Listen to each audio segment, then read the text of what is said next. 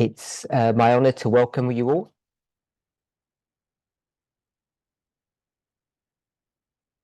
We're here for this weekend. There'll be 5 presentations.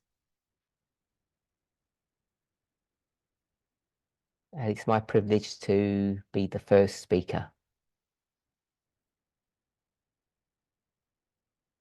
Let's open with a word of prayer.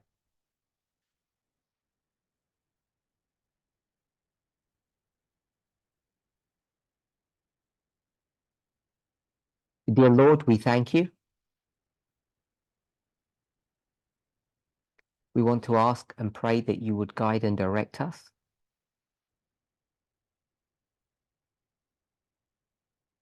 We realize the importance of opening and studying your word.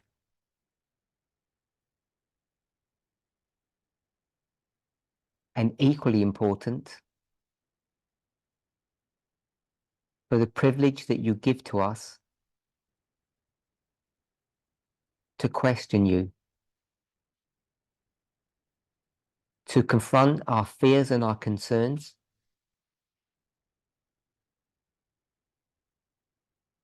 and to speak openly and frankly to you about those concerns.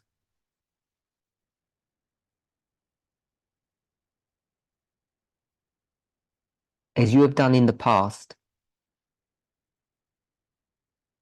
we hope that you will hear us this weekend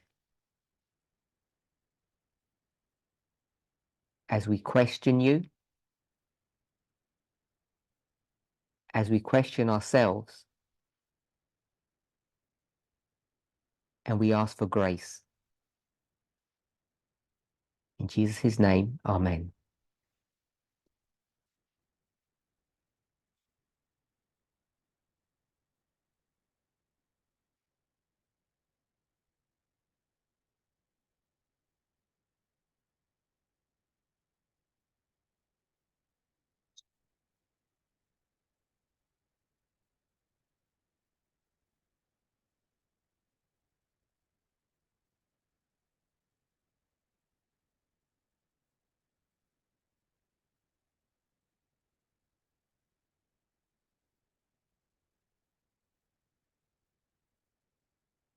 Just got a slight technical problem.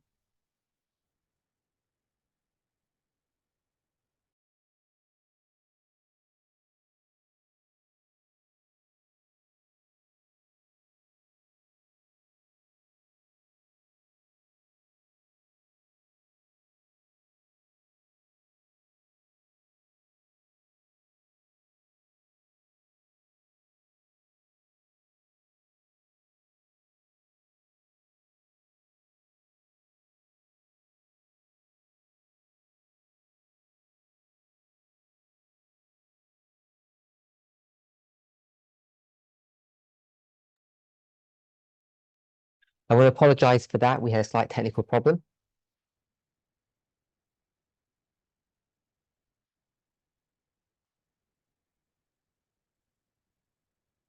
Okay, the last time we met, I think, was in Germany a couple of weeks ago.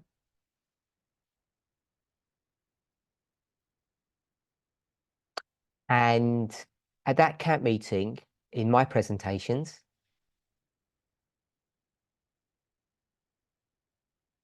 we spoke about 2 subjects, I think.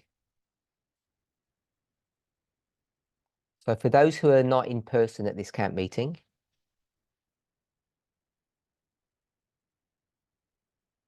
I have about 10 people with me. And as I try to do, I'll communicate with them and together we'll come up with the answers.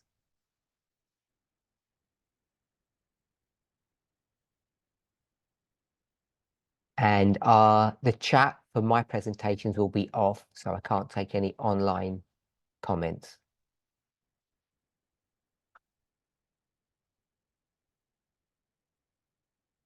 And because of our location today, I don't have a whiteboard, so I hope you can have some memory hooks as we go through today's study.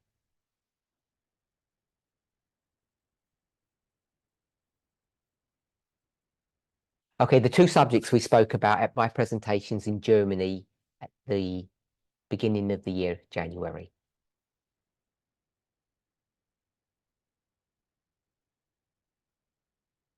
Who's going to help me?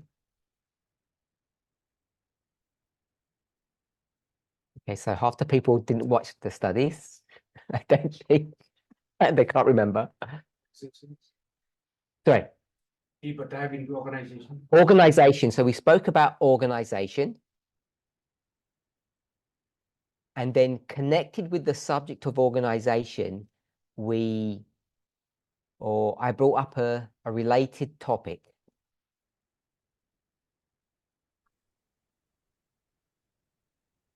What was that?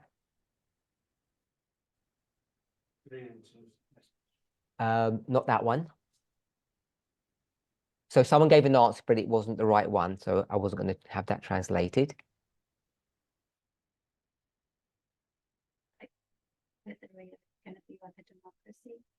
Okay, so the second point connected with organization,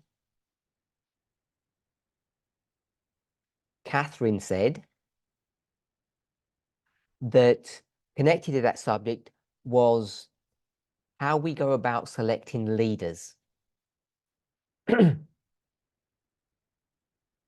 think she used the word democracy. So this is a subject we've been speaking about, or I've been speaking about for quite some time now.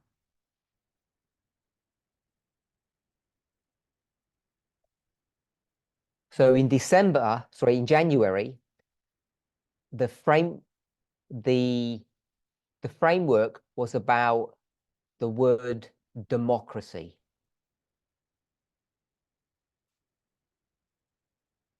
But in the past, I've used a different context, but it was the same subject.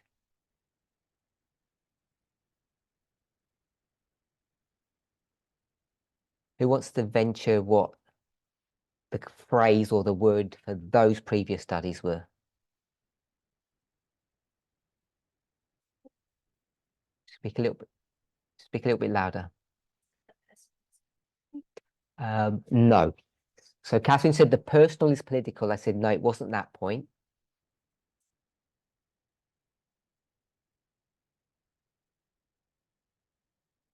So I'll give you a hint. What kind of movement is this?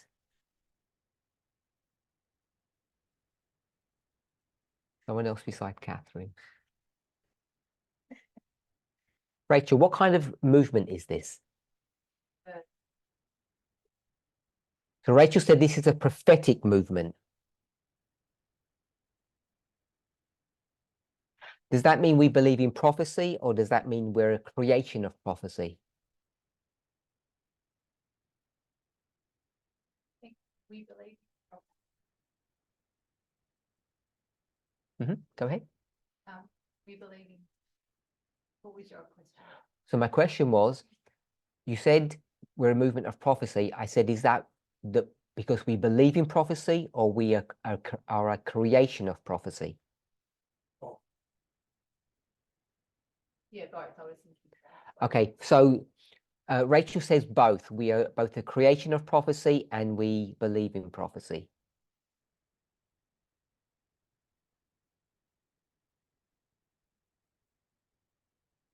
I think I was thinking about the parable of the worker. Okay, so she speaks about Matthew 13, talking about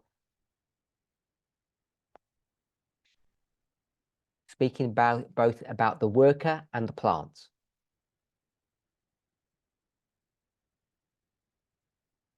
And possibly even the field.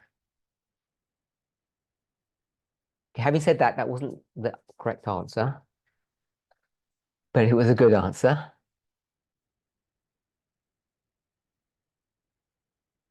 What kind of movement are we? So we'll say this is meant to be a radical feminist organization.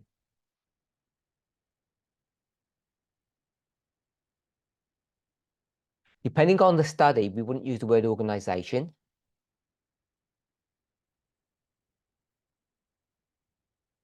we can make a strong argument to use what word?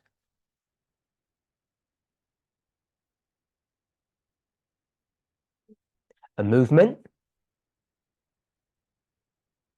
Anything else? A church. Yes. A kingdom. We'll go with kingdom. So I'm not going to critique any of those answers, movement, church, or kingdom.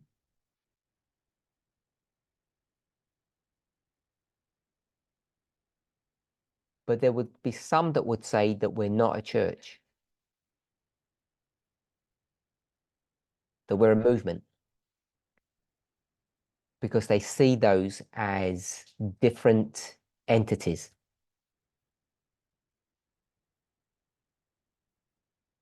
But if you're going to go to the book of Revelation, you'd be forced to use the word or term church. We're okay with that? Ray, if we were going to use church,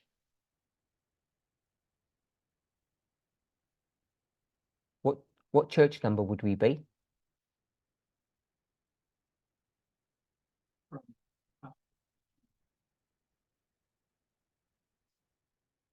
Yeah, from the 7 churches, what number would we be?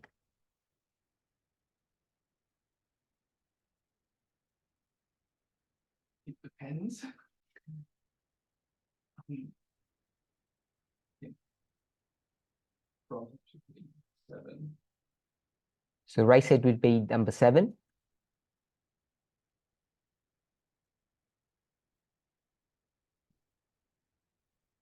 The one,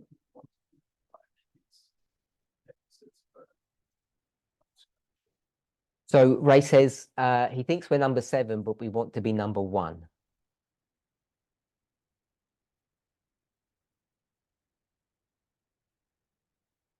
My translator is smiling at your answer, but you can't hear that. Rachel, let's use Revelation 17 to give the answer.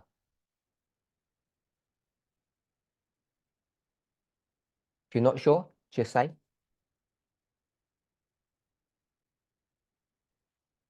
Lynn? Just a number. I'm looking for a number from Revelation 17.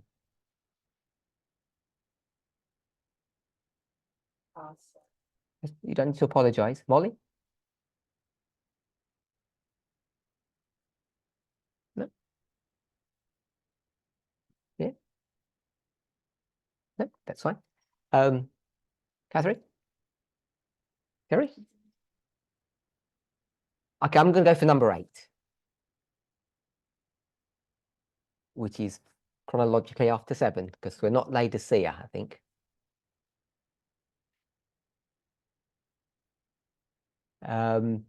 So anyway, that was just a bit of fun. So we're a radical feminist organization. And that's one way of approaching who we are when we try to self-identify.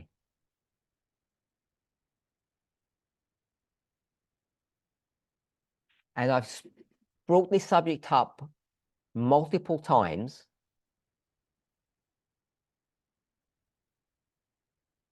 And hope nobody takes this personally, but I've been quite disappointed at the feedback or answers that I get.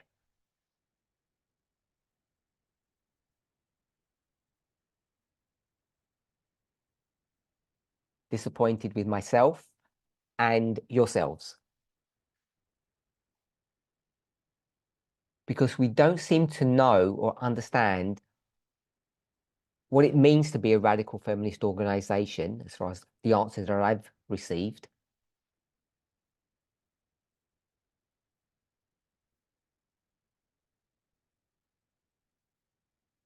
So I don't know if people actually believe that we are radical in our ethos, in our behavior, in our mindset.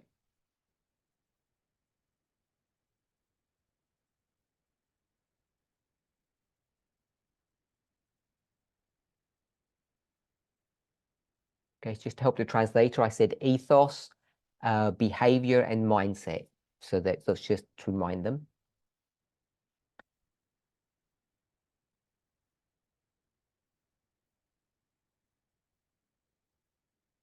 Okay, so I don't know what the group here think individually. But when I asked the same question in Germany in January,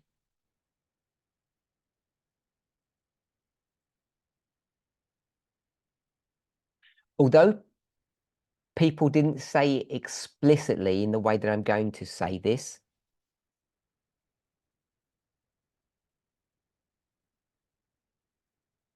and some people said they didn't even know what they were voting for, if you watch those presentations.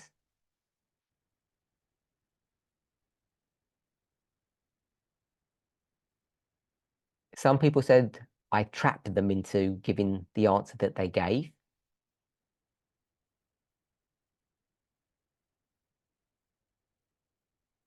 But I got the impression people were saying they're not either happy or comfortable with the way this movement is organized, the way leaders are selected specifically.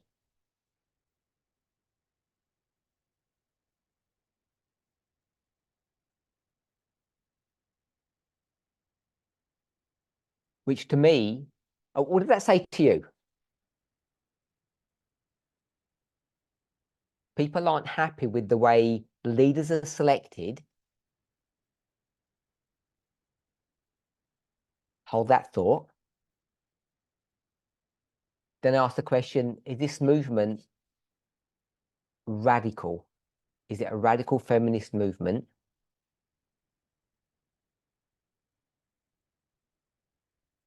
And I would argue it's asking the same question, just phrasing it differently.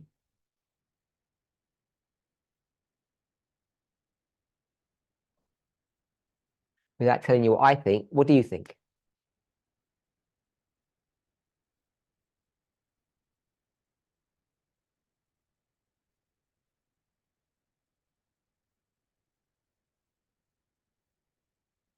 Go for it. Yeah. Summarize my question again. Okay, so way back, I asked, is this a radical feminist movement?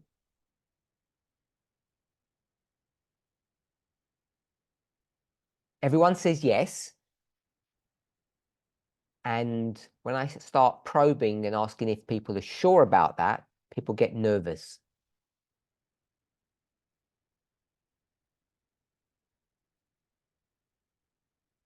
So I asked a different question. When I showed the organizational structure with all the people in leadership position, even if I didn't name them all,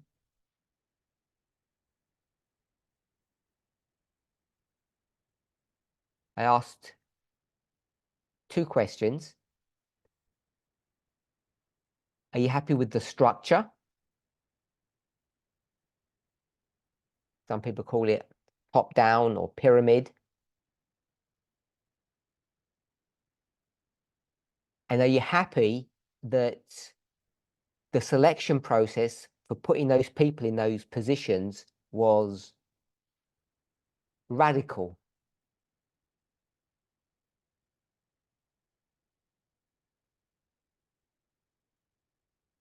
Or good? We're going to define radical as being good. Catherine? Okay, so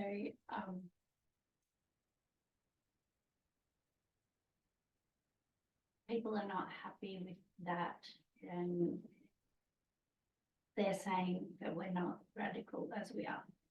So if people aren't happy with the way leaders have been selected,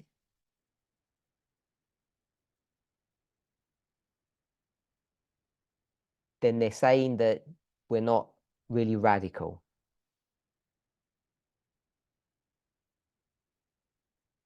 And what are you saying, Catherine? Me personally, my opinion on You personally? selected, I like the way we just did the movement. So Catherine likes the way leaders are selected.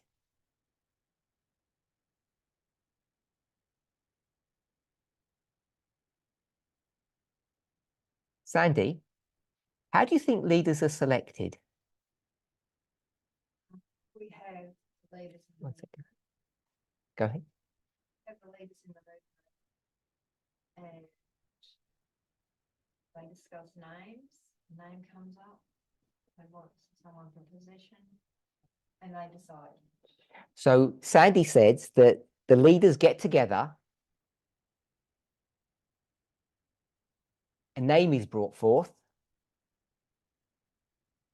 they have a discussion, and if they agree with that name, they get into a position.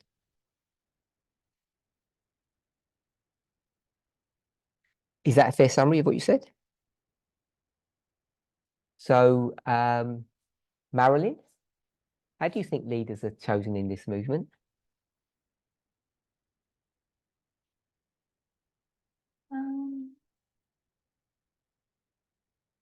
Well, it has to come from the top. So it has to come from the top. It has to come from the top and go down. But the ones that are picked for leadership have to be already involved in Bible work, Bible studies, you know, doing what they've done for quite a while. And then Let me stop you there. Oh. So leaders are meant to choose people who have shown a level of competency already. That's it. Mhm.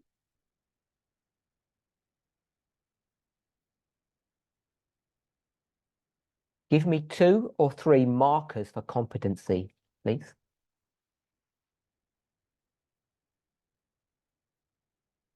Well, I would say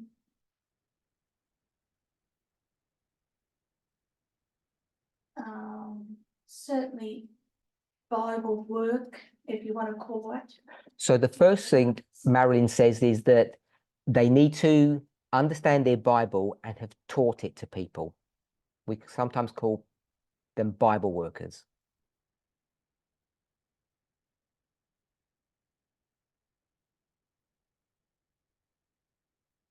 So someone who understands the Bible and has some experience in teaching.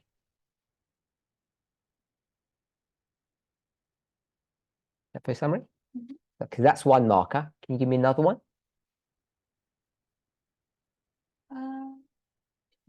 It's down to a more personal level, I suppose, how they care for those that are around them. They're constantly being in touch. So it's a personal level also that goes with that. So they have to understand and teach the Bible. And also they need to be empathetic and sympathetic to, I'll say, the flock.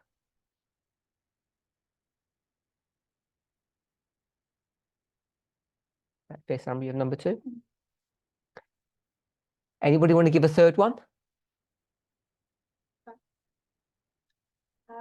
They have to show some kind of leadership quality. So they have to show some kind of leadership quality. Give me, you have to tell me what a leadership quality is. 1 second.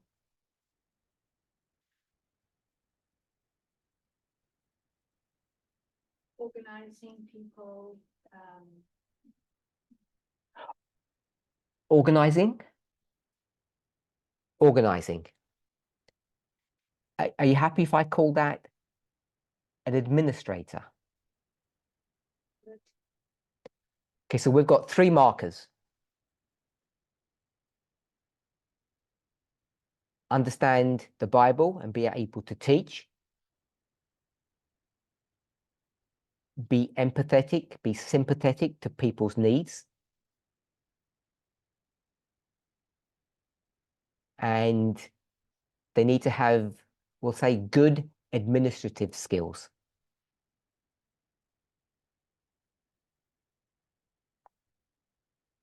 Any other thoughts? Catherine said dedication.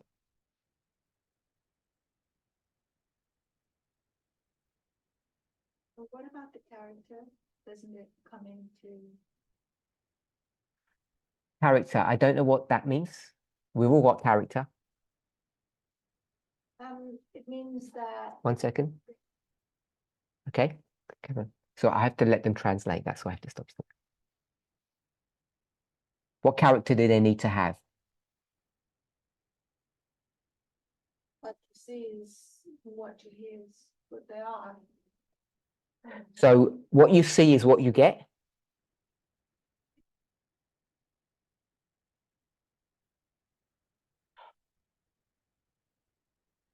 If someone's already in a leadership position,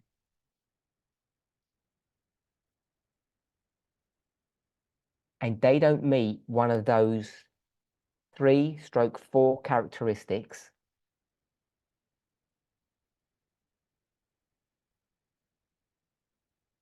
what should we do?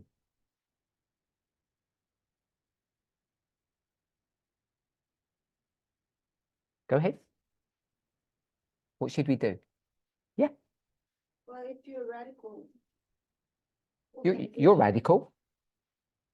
Then you should do something about it. We should do something about it. Tell me what. The group should get together and discuss it, and maybe try to encourage the person, or, in the areas that the person is not. So we should try to encourage them, and in the areas of weakness.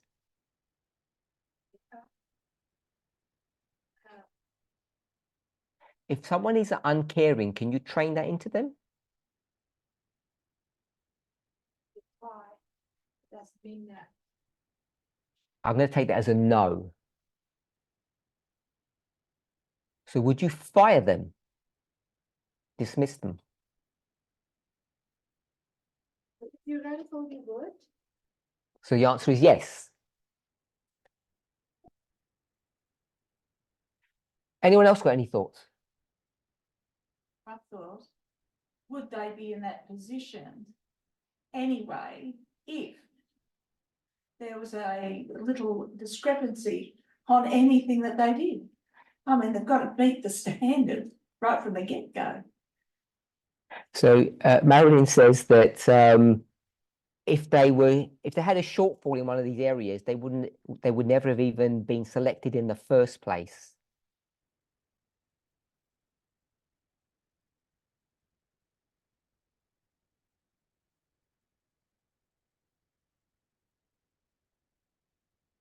I wish I could believe that, Marilyn.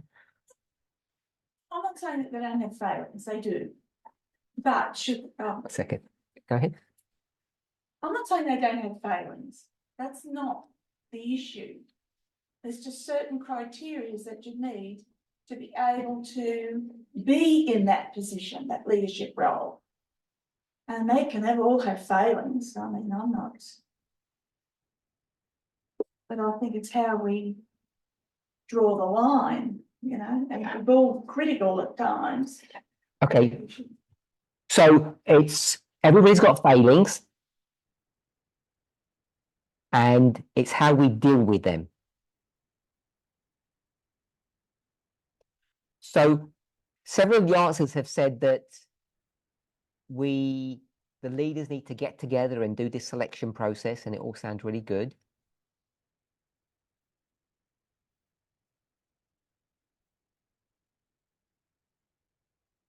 Until you ask the question, what question would you ask, Elder Terry? When all these leaders get together and do their selection process? What question we would ask of the leaders or of the person being? Not of the person, no. What we would ask of that, someone's proposed, several of you have proposed, the leaders get together, they do a selection process, and it'll all be good because they've got some criteria.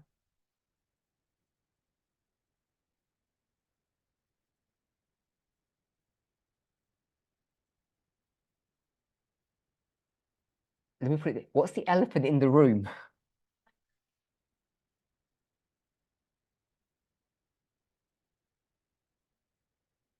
Elder Terry said, are they radical? They fully bought into. Who is the they? So we question one another. I'm asking you when you said, Elder Terry said, the they, are they radical? I asked her who the they were. So Elder Terry said the candidate is the they. Are they radical?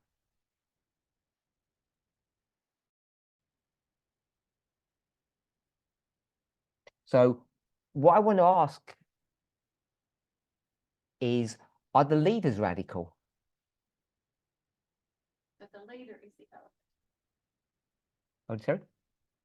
So the leader is the elephant in the room. So I'm suggesting the leaders are the elephant in the room. They're the thing that people are afraid to discuss.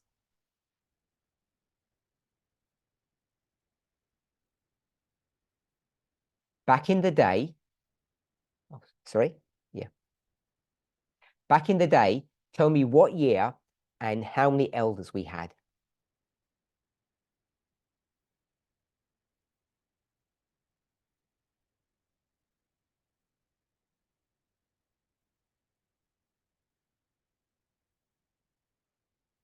Go with the year first.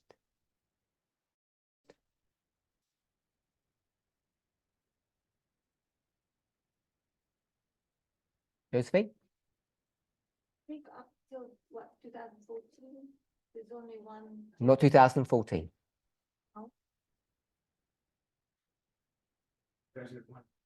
2001? No.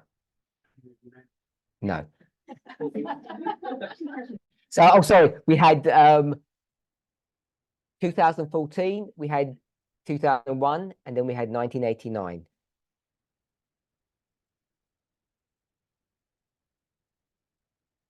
And a hint, they were all going in the wrong direction.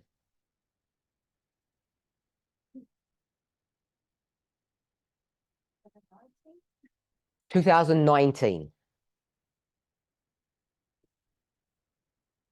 2019? No. 2016 is the answer. Ray, how many elders?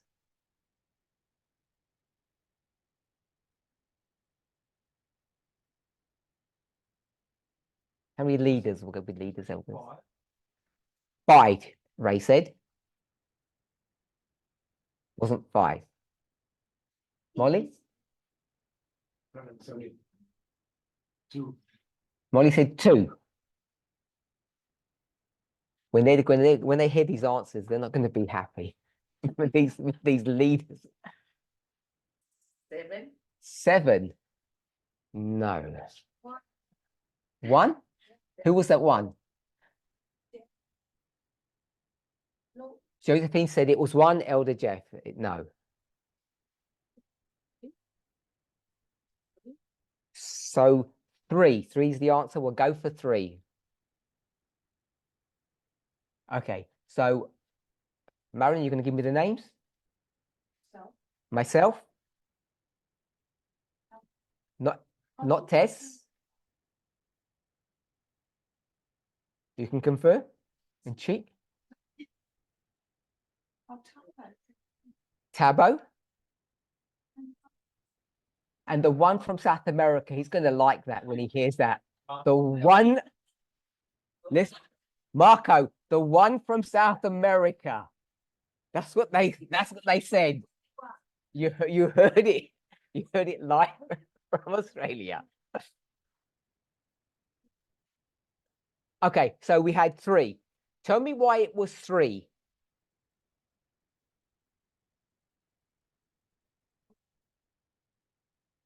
Lynn said because Elder Jeff decided.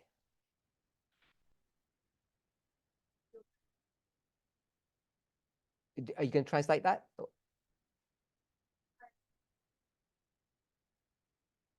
So it was only 3 because the 4th one didn't turn up. Tell me how radical that is.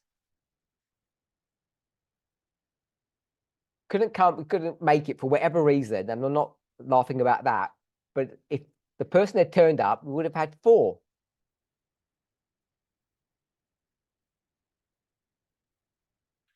Okay, so the 3/4 people, and I'm not making a point about them being men, not women. What's the selection process? Have a guess. Is it those 4 beautiful things that you all mentioned? So everyone online, people are smiling when they ask that question. The people here are laughing.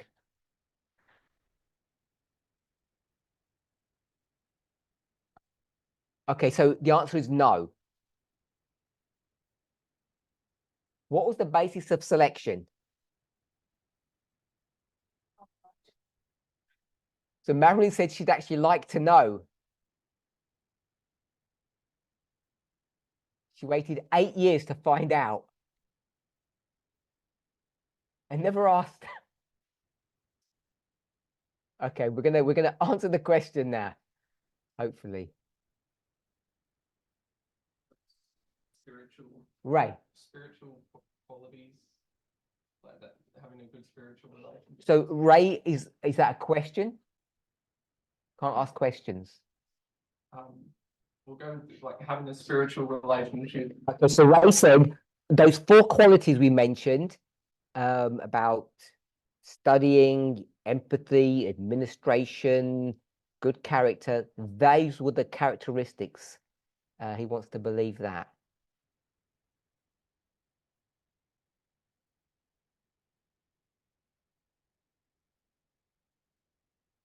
And Lynn, knowing the truth, said what?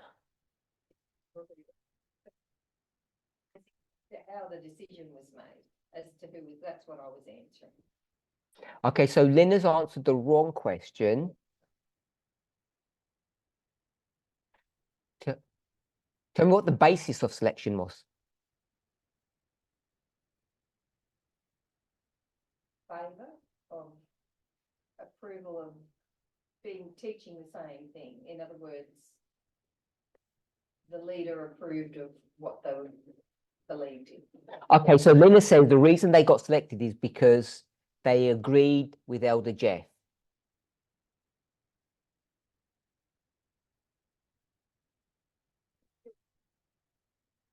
So I think that's unfair, Lynn.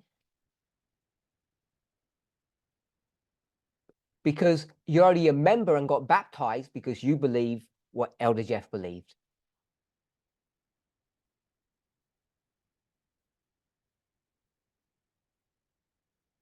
So Josephine has said, was it because of geographical location?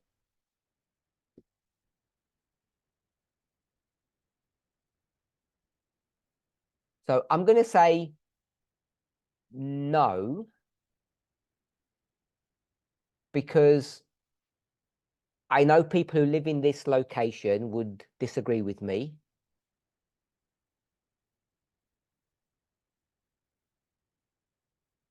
But Central America and South America are almost the same.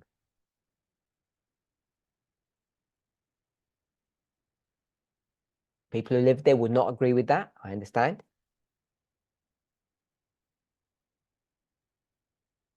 So we've got a Canadian. I'm going to say 2 South Americans. I know one is Central.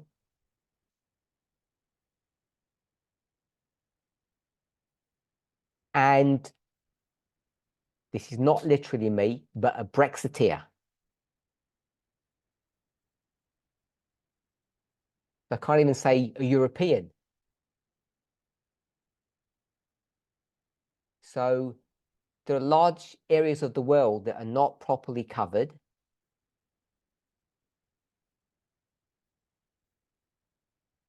So it wasn't really based upon geography.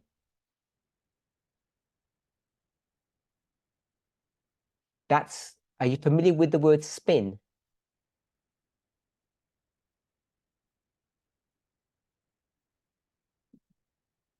We'll use the word fairy tale because you all know what that is. Geographical regions is the spin or the fairy tale story that we gave afterwards to legitimize what was done.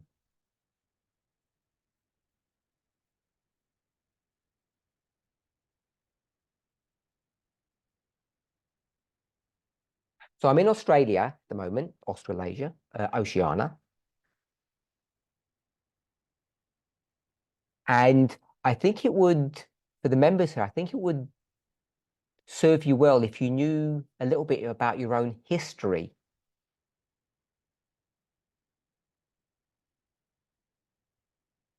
Movement history.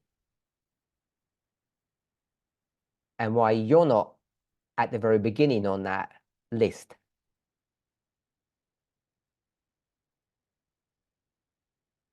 So we're not going to go into that, but I think it'd be worthwhile you having a study on that, just so, because I'm guessing some of you are not familiar with why you weren't part of the 3/4, and it should have ended up being 5, perhaps, why that didn't happen.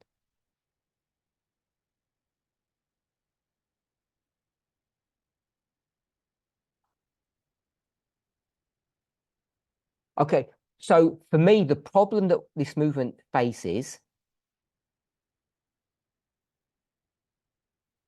without disparaging myself or person from South America and Elder Taro,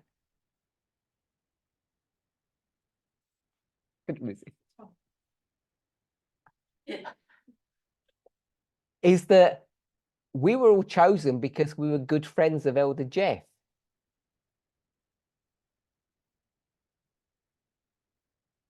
It wasn't because we were the best at Bible studying or that we were all empathetic. Could argue that we were all pathetic.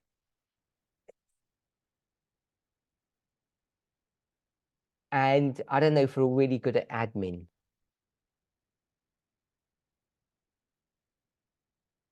Catherine. Is there any element of any of you have a story of being led by God that was part of that?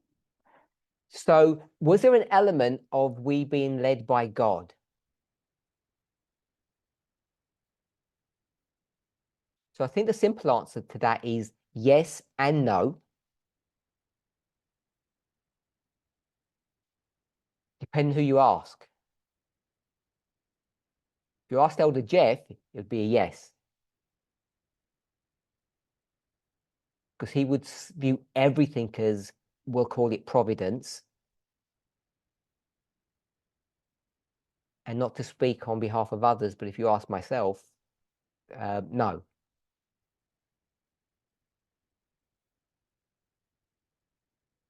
I think he just liked me, to be honest. And that seemed to be enough for him.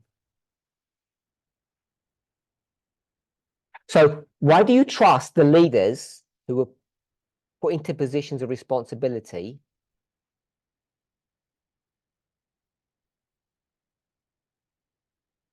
but at least on the surface appear unrighteous reasons?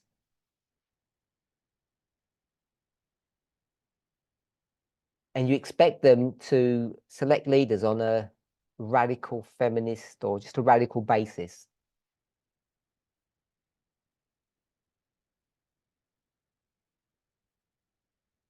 Any thoughts?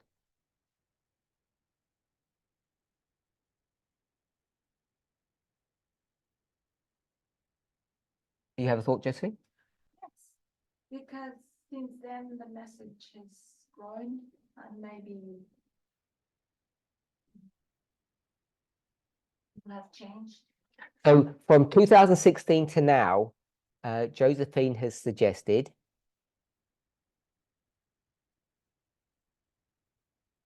I've grown into my job. And for whatever reason I was chosen, actually it's turned out good that I became one of the leaders.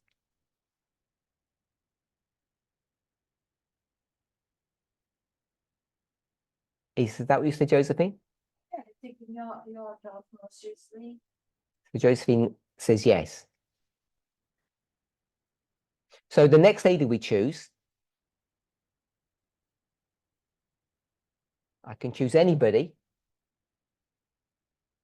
because you're all my friends. And then you'll just grow up into the job, which is just breaking all the rules that Marilyn gave to us a moment ago.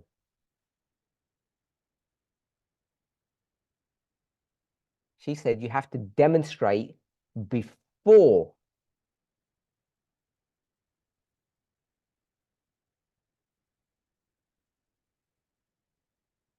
You want to say something, Josephine?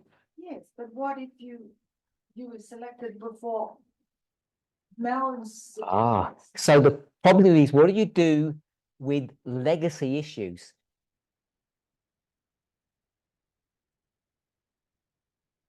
First of all, should we not approach them honestly?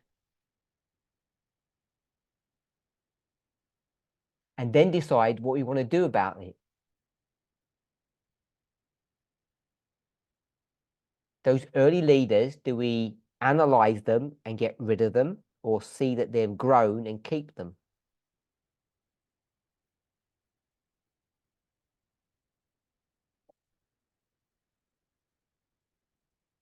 What would a radical movement do?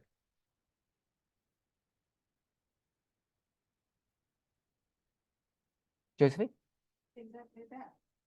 Which, so Josephine said a radical movement would analyze them.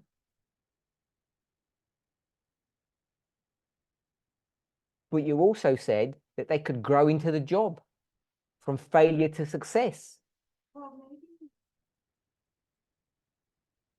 they can analyze that. They started as failures and then they. Right. Okay, I didn't understand what Josephine just said. We don't really know what's in the heart of the person. So Josephine says we don't know what's in the heart of the person.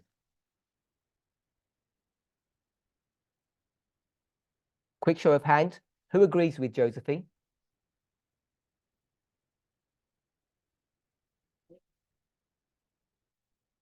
Who disagrees with Josephine? Oh, it's 50-50 and half the people didn't vote. Very close. So, like, question. In 2016, In 2016, were you honest? was I honest? As honest as I am in 2024. But you started off in a movement back then that you could categorically say no to, that you didn't do back then.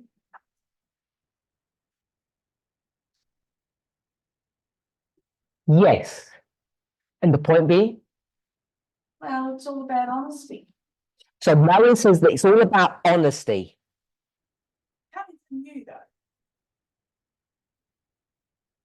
Well, I'm a politician. Some people call me a political animal. I prefer the term pragmatist or realist. And would you trust someone like that to tell the truth?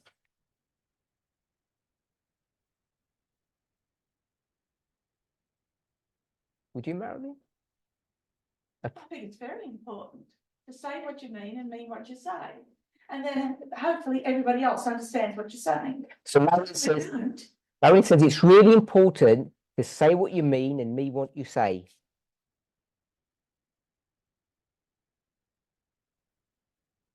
And that's the biggest thing I get accused of. of not doing that in all of my studies.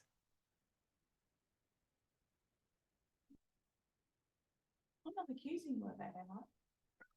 So I don't want to do that. Marilyn doesn't want to accuse me, so I'll self-accuse myself.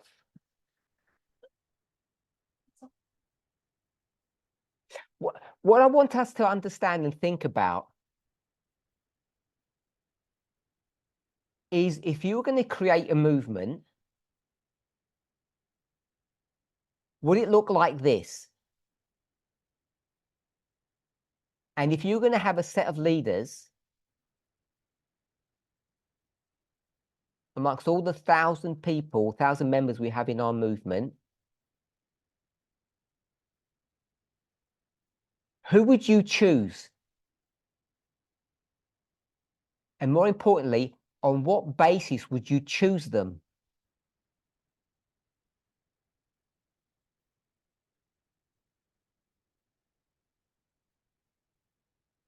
We've got what we've got. And the question is, do we just carry on with that, or do we pause, understand what it means to be radical, and then decide whether or not changes need to be made? Or do we just pick flawed people? Flawed means not perfect. And let them grow in the job. And the problem with that idea is that when you get a job in the church, we'll use the term church now,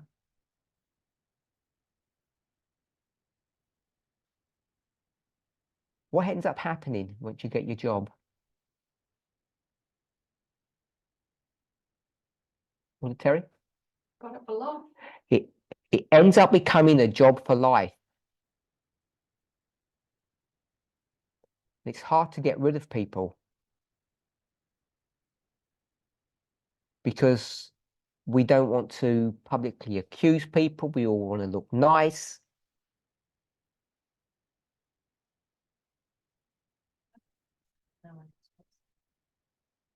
Sandy? Often in the church, no one else wants that job. So Sandy's brought up another point. I asked about the selection process. And we had all these noble thoughts. And the reality is most of the time we can't get anybody to do anything.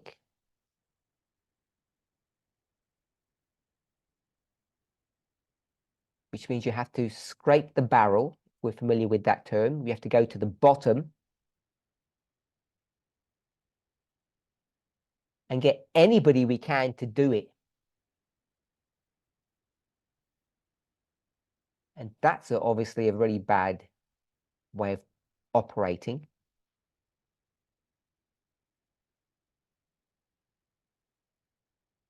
So I want us to really consider, whilst we have some time left, what you think this movement should look like and if changes should be made.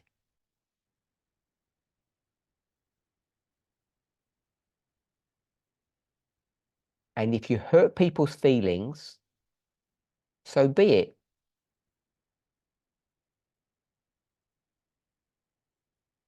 Molly. I think the movement, if we claim to be a radical movement, then everything else that we do, even the selection of leaders, have to be radical. Everything we do, we need to cut to the chase.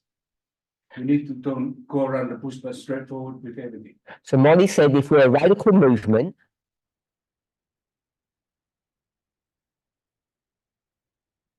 the radical members should choose radical leaders.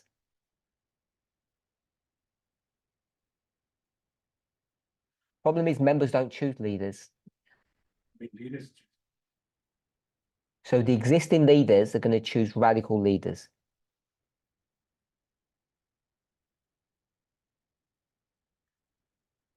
Okay, who would choose a leader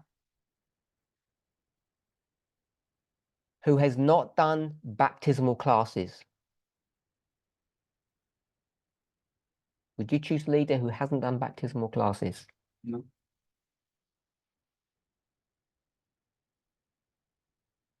Greg? So Graham says yes. He would choose a leader who has never taught a baptismal class.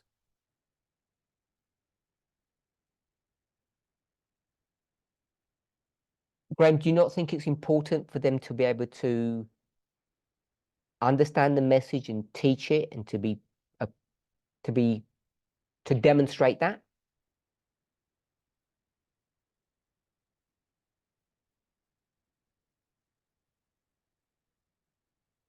Yes, I think that's.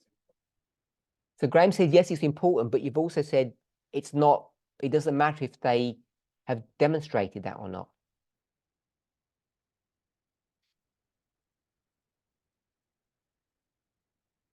Unless you didn't understand my question. I have come in late, so I may have missed something.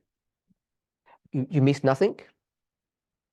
So my question is, if someone has never taught a baptismal class,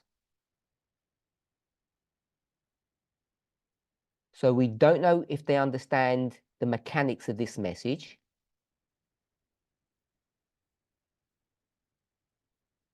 should they be selected as leader?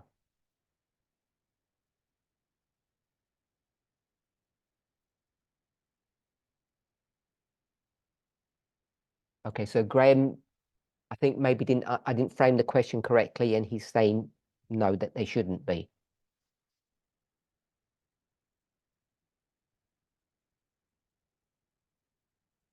We all agree with that? Rachel? Hypothetically speaking, perhaps, we have a leader in the movement who hasn't done any baptismal classes.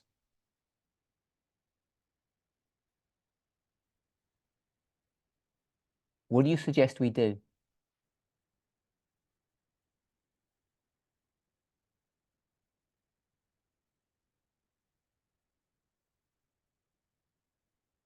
So if they haven't done any baptismal studies, then having that foundation, I think is essential to know how to teach the message. So they either have an opportunity to teach them, or if they're willing to teach them, wanting to teach them, Hello? then I think that just shows that they're willing to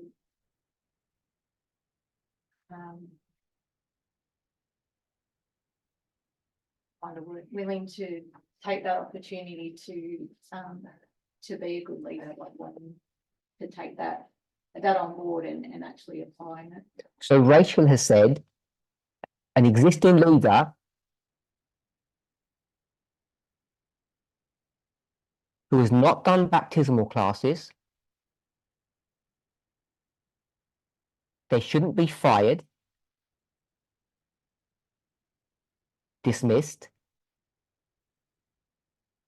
but they should be given an opportunity to do some baptismal classes.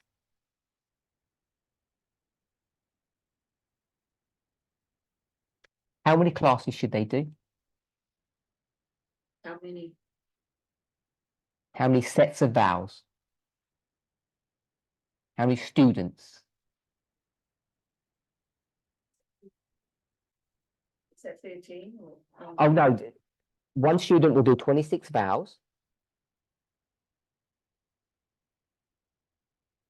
6 months approximately. How many should that leader, how many students should they take through studies?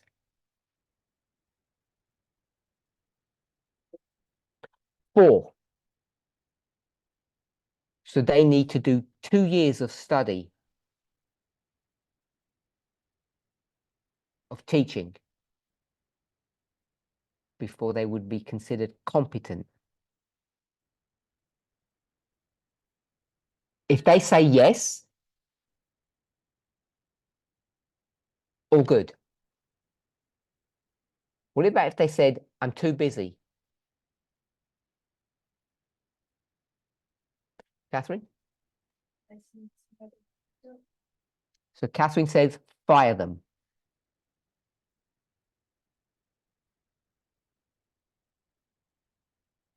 Chris? They say, I'm willing, but I'm not a good teacher. I don't know.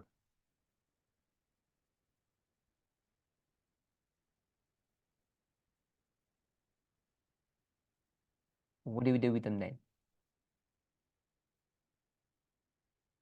They're willing and have that opportunity to do it. So they're willing to do it, but they're just no good.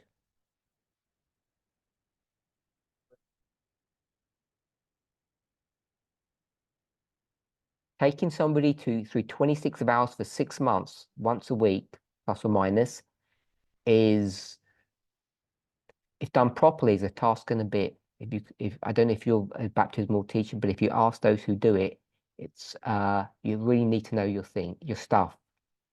You do it properly.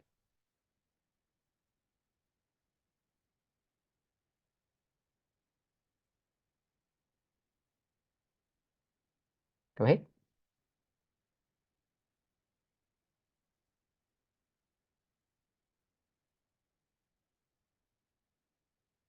Yeah, so others to determine.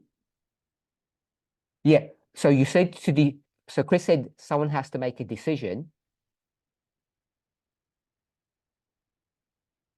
So I'm asking you to make the decision. What would you decide to do? So it's obvious that they aren't any good at.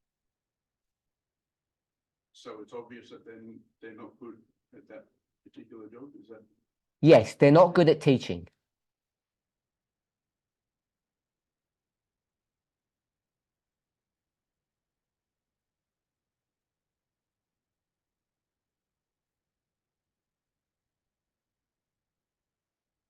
Supposed to be the basis of the movement, isn't it? You tell me what you want to do with them.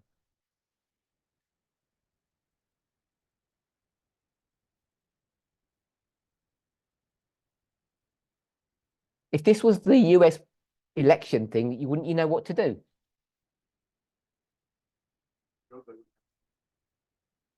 You wouldn't vote for them, which means they lose their job, I presume.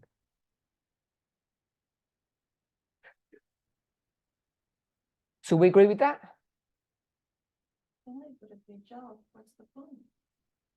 If they're not good at the job, what's the point? So if they're not willing, fire them.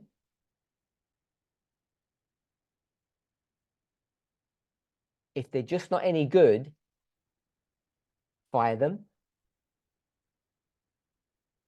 Unless you can have a refresher course, that's something that's tailored for a particular, Okay, so the suggestion is this leader who doesn't know how to teach, doesn't know we'll call it our 26 fundamental beliefs, someone has to now teach them all of that, so then they can become a teacher to teach someone else.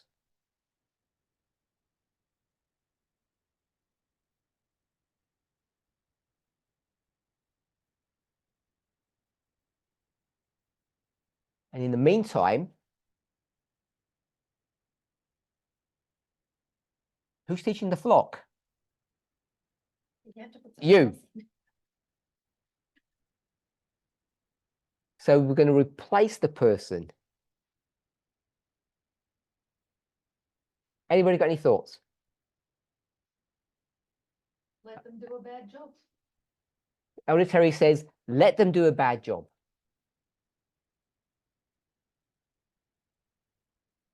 Josephine. If they're willing, that's after that. And if that person can be taught, then that person will do a good job. So if you're willing, then that's half the battle.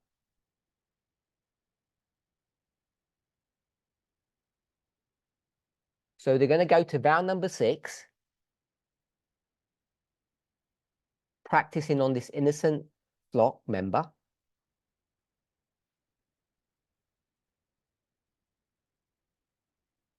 They don't know what they're doing. I say, hold on. They speak to their friend and say, Terry, how did this vow go?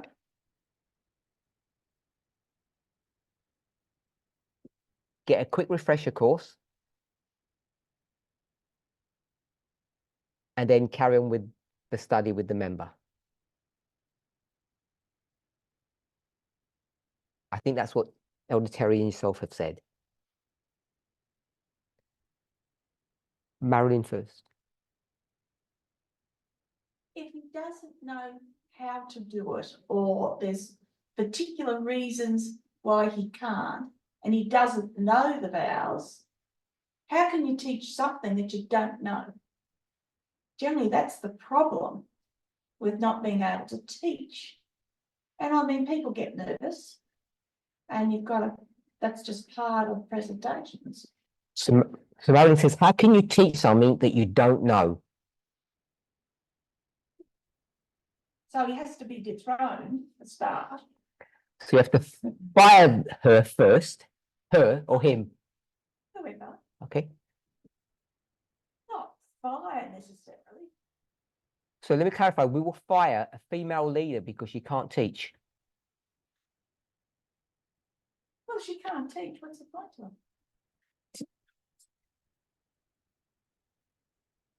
It's not racist or sexist.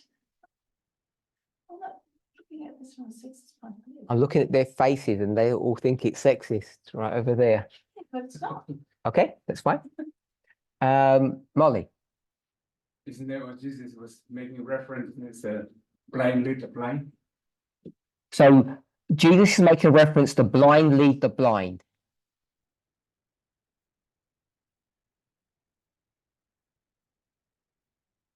Who agrees with that Bible verse in the context that we're talking about?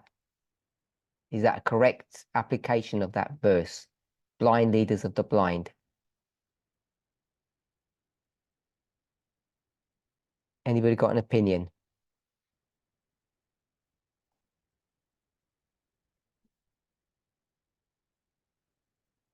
So this is Matthew 15:14. Molly, you and I,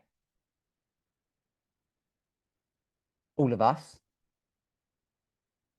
are we the disciples, the 12? Or are we the priesthood, the Pharisees, the scribes?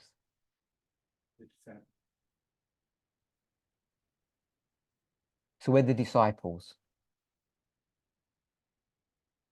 And so if you make an application, as you've just done, of Matthew 15:14,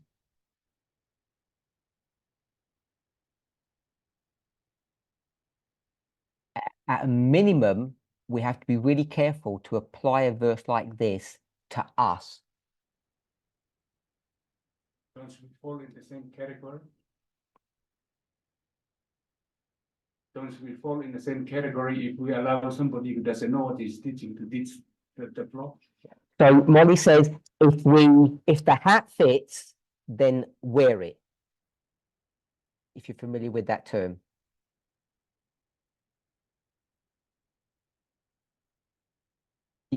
You familiar with that phrase? My translator? Okay, good. So the problem with that, what's John called? The son of the son of thunder.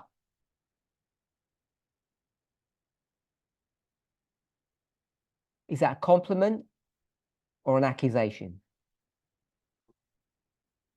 A compliment. I think in the context, it's actually an insult, not a compliment. He's an angry man in a leadership position, which according to us would disqualify him anyway. And he's teaching people error.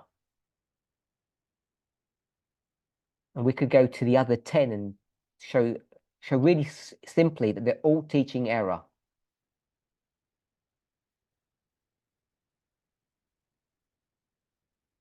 We'll go back to their leader. Who's their leader?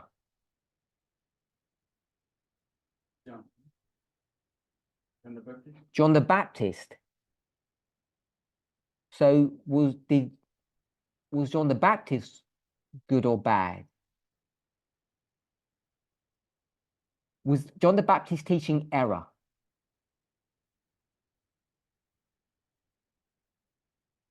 Yeah.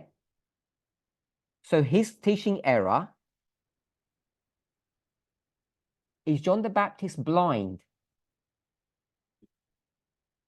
I mean, because he didn't know that he was teaching him. I'm going to suggest that John the Baptist wasn't blind. And that even though he had misunderstandings, he was bringing people to eternal life with the errors. But these people, these are blind leaders. And it says leaders of the blind. And I think John, Matthew, the others, they weren't blind in that sense.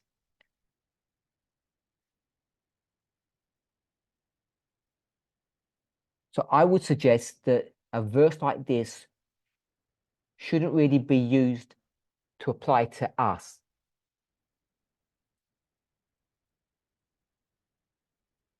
Because this blindness, it's deliberate. Those leaders are deliberately blind because they reject the truth, and John the Baptist never did that, as you know.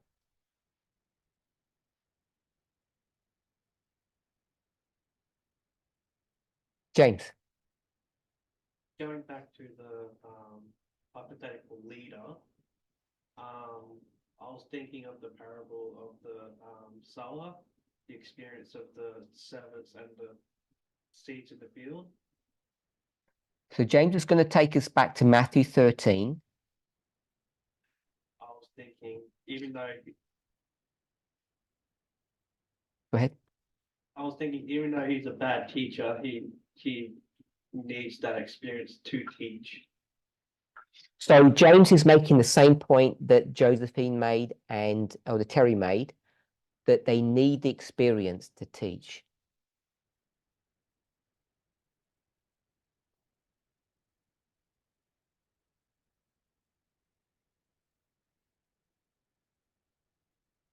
Any other thoughts? Any questions on this? Ray.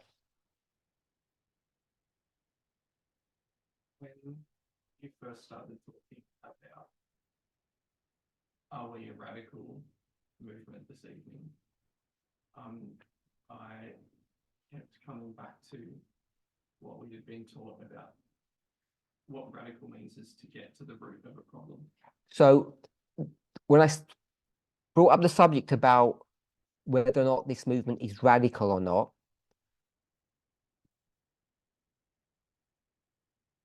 Ray was reminded of the meaning of the word radical.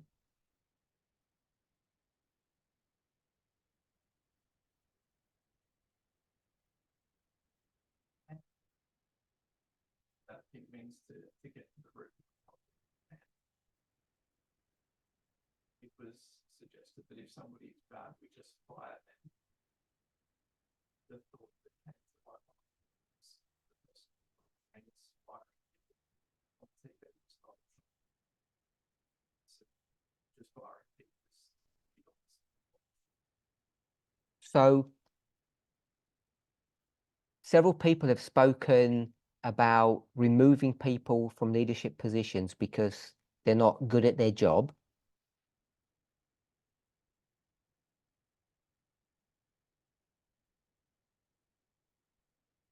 And that whole mentality or way of thinking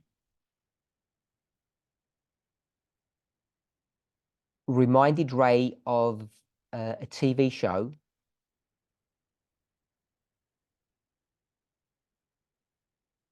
Is it called The Apprentice? Or? Yeah, I think it's called The Apprentice, where Donald Trump would fire people who didn't meet the mark.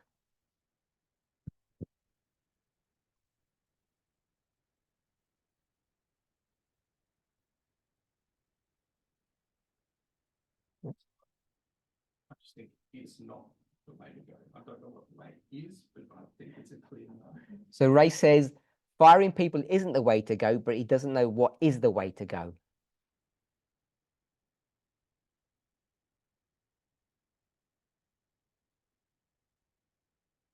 Which means that we don't fire people. I think there are certain circumstances where there's just hard no. That's things that certain behaviours are not okay. But Okay, so we're not talking about criminality, but you're saying that we don't fire people. But I don't think firing people is the way to go. What is the way to go? Tell me how you will rehabilitate Emma from the UK. So if I'm at work and I have a subordinate who doesn't. No, how will you rehabilitate Emma? So the example that we've been using of letting someone take baptismal studies, you let them take more baptismal studies and try and work with them if there's areas identified where they can improve. So you don't have any access to her. So you won't rehabilitate her. So you would you would trust her members to do that. And her peers to do that. Yes. Fellow leaders. So you would trust the system and the process. Okay. Anyone else got any thoughts? Josephine. Are we concerned, say if we fire somebody that's been selected as a leader, the process ought to be done really carefully because we could lose that particular person.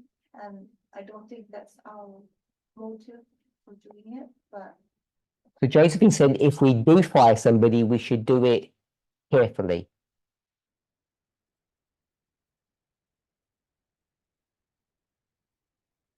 I think any reasonable person would agree with that. I think maybe some things attached to, they could take it as shame, they've been doing this job and then they're being fired. They could lose their. They could lose their eternal life. Turn around and can walk right out. I'm concerned about that. So whose eternal life should we worry about? Theirs or the collateral damage that they do in the movement?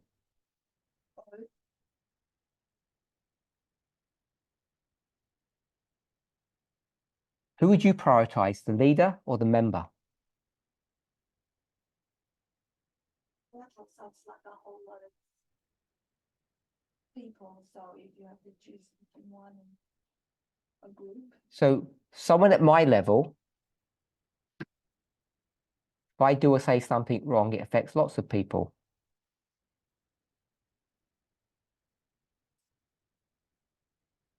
The higher you go, the harder the fall.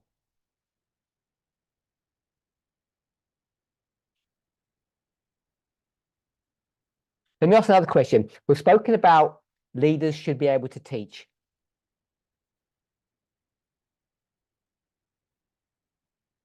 We've got various levels in our movement.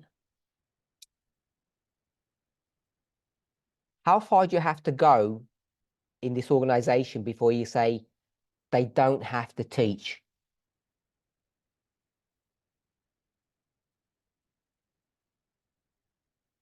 So there's me, continental leaders, then local leaders, and board members, and then we'll say you, lay people. I'm going to go with 5 levels. So if we're going to talk about removing people, at what level do you say we can stop now? Lynn? I think they all teach, don't they? They all should all teach. Shouldn't everybody in the movement, even all the members, teach? Isn't that what the priests were supposed to be, teachers? Okay, so Lynn, you can't ask questions, you have to just give answers. Just tell me. Okay, I think everyone's supposed to. Okay, so we go right down to the members. And what happens if the members won't teach? Are they really members? That's the question. You tell me what you do if someone says, I won't teach. I'm just a member. Then you would question whether.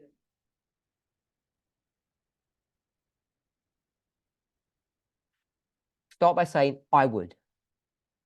I would question if they were really a member. Why you question yourself, you question them. Who are you questioning? Well, right, form the question. Are they coming to me or am I making a decision? What's the relevance of that? I'm asking you where your theological understanding is. So my understanding would be if someone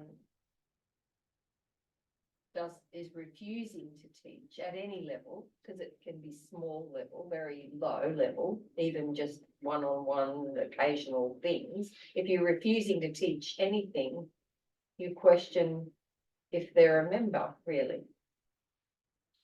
So you're saying that you don't consider them to be members? I question it. Yeah, who are you questioning? Sorry? Who are you questioning? You're questioning them in your mind. Are they a member? So the answer is they're not a member. If they're refusing to teach anything to anybody at any time. So Lynn says if you're not teaching and you're a normal member, you're not really a member.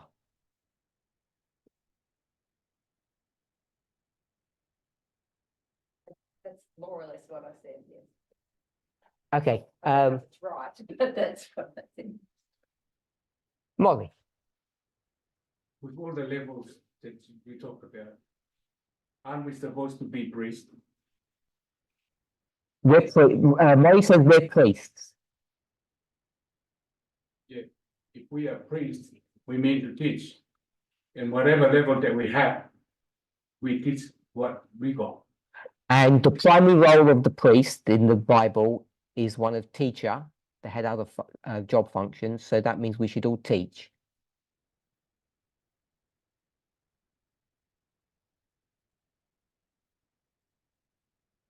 So the 80% of our movement that don't teach, what are they?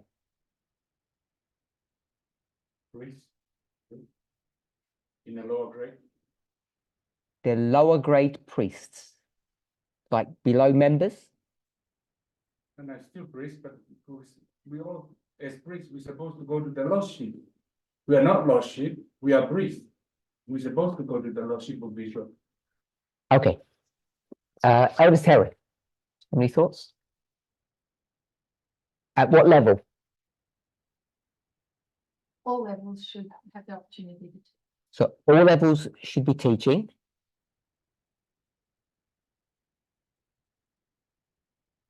And what if people won't teach or don't teach?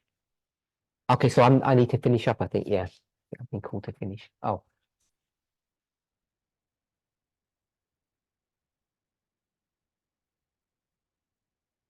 Okay, so my question is, you said everybody should teach in this movement. So we've moved away from this idea that only leaders are required to teach.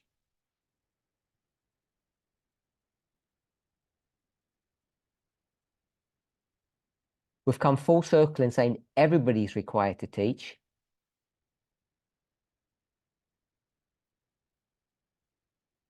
Yes? What happens if someone says, I'm not teaching? You can't force them. So we can't force them. Can you force one of the first 4 levels? So we can force one of the first 4 levels, which was leader of the movement, continental leader, local leader, and board member. We could force them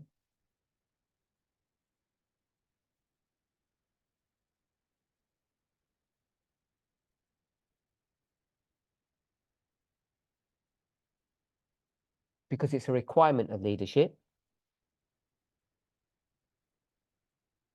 But this is something that all members should be doing. Because as Molly said, we have 2 models that we're working with. 2 structures, if you like.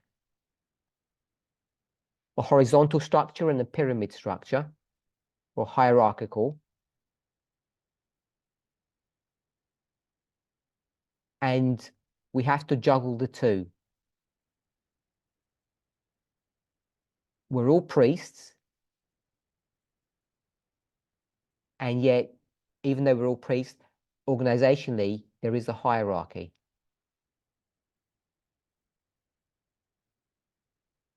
Anyone else got any thoughts? James? I just wanted a clarification of what teaching covers. Is it sharing, or is it in front of other people, or is it just baptismal vows? Because I'm a little fuzzy. Okay, so people want to know what teaching means. So if I give a really silly example, if I baked a cake for you, went through all the time and effort to find a recipe, got all the ingredients, read through it, and did an awful lot of work to create a cake that was pleasant.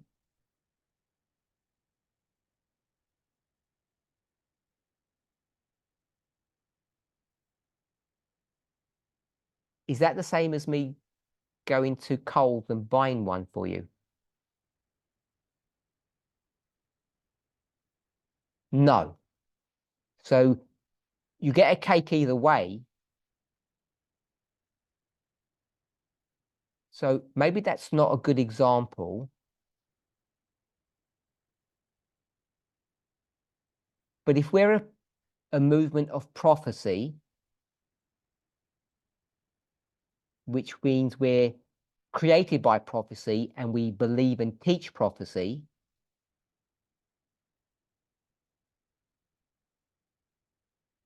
or as Elder Jeff used to call us, students of prophecy, or priest, or the wise,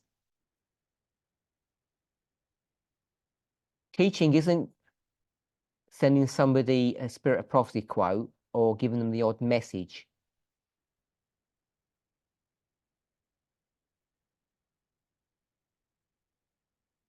It's going to vow 12. Josephine, what's vow 12?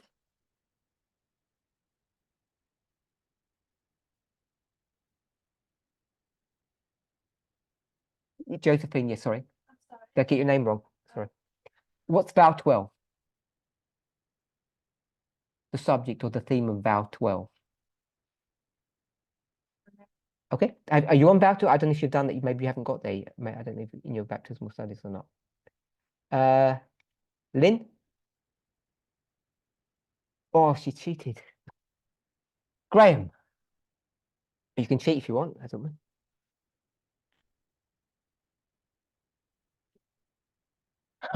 It doesn't help to cheat. Okay, we'll get Elder Terry to help us. Elder Terry, what's Vow 12? So the nature of humanity. We've got, say, 50 teachers in our movement.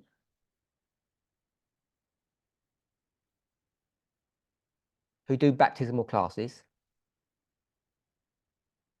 And you get different qualities of teaching, of course.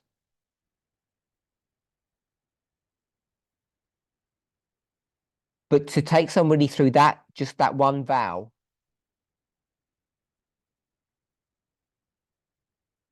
even if you do it badly,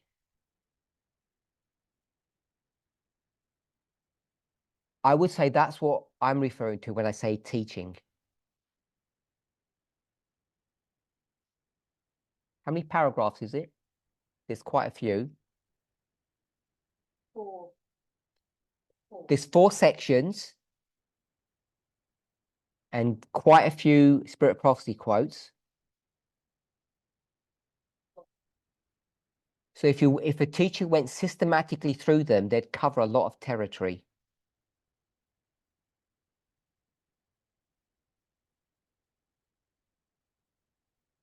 Even if they weren't experienced. I think that's what teaching is. I don't think it's having a conversation about what's going on in the US election cycle.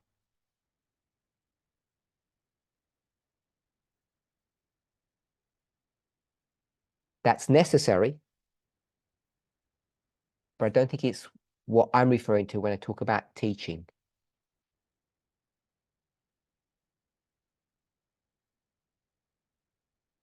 Molly. Some of us, we might be ashamed of speaking in that, but all our vows, they live it out in their lives. And they win souls that way by the fruits. What's the point you're making, Molly? About those, because if we require of them to teach and they cannot teach, So Molly's saying we require people to teach, but they can't teach. yet they live out the message according to what it is. But they live out the message. What?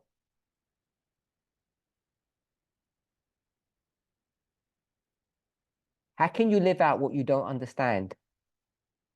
They understand the message, they know what's the vows and all that. But they can't just teach it literally, but they can live it out in their lives experience. So Molly says that they know the vows, but they can't teach the vows.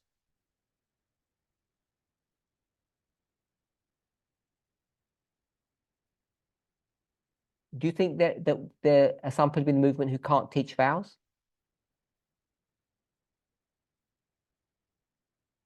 There are some that really very shy to teach. So Molly says they're shy. I asked, are they capable? Yeah, I believe everyone is capable of teaching. Because they refuse to teach, but in another way, they live out the teaching that we have. Okay, does anybody have any more points before we wrap up? What about the real, Josephine? what about the real senior people who are kind of sickly or who are not capable and they're not teaching the message? How do you view them? So we have elderly people in our movement. Is a 9-year-old child in this movement a priest? Josephine?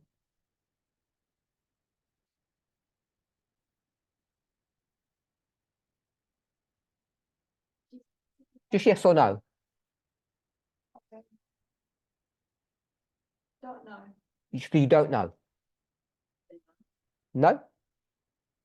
At what age did you graduate? 12. So you're going through a biblical model of 12, not 20.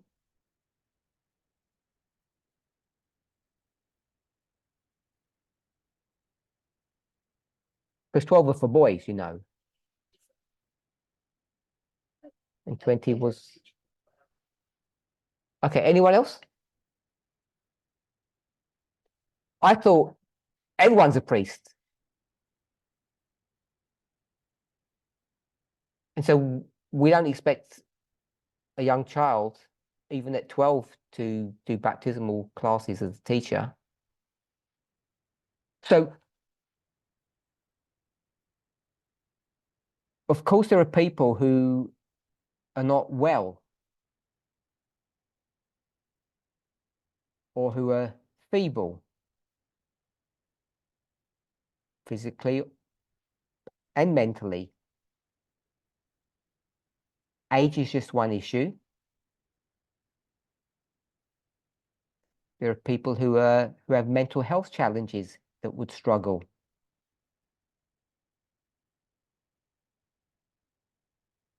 So if I gave the impression that we should capture everybody, even those who actually aren't either mentally well or who aren't physically well, and insist that they teach, then that wasn't the point that I was trying to make.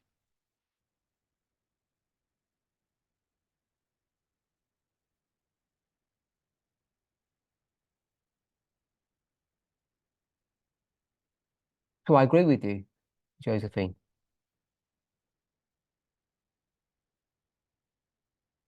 But if you're going to say that an elderly person is too old to teach, but they're still priests,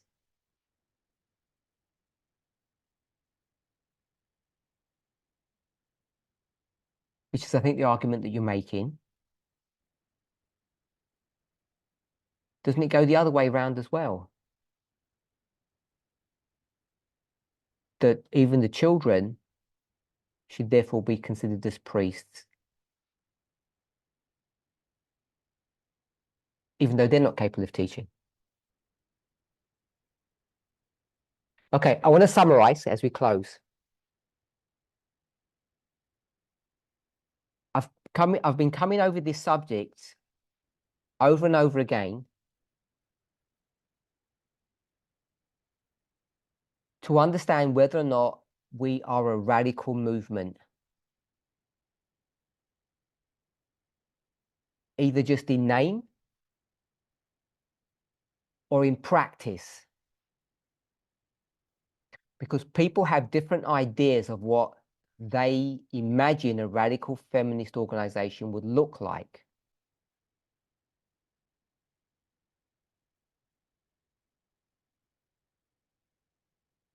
One of them is the selection process. Both past or legacy issues and present.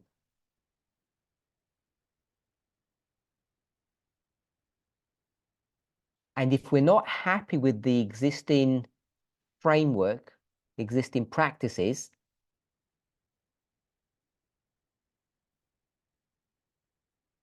I want people to know that there's a willingness, not only on my part, but if I can speak on behalf of other leaders, to change.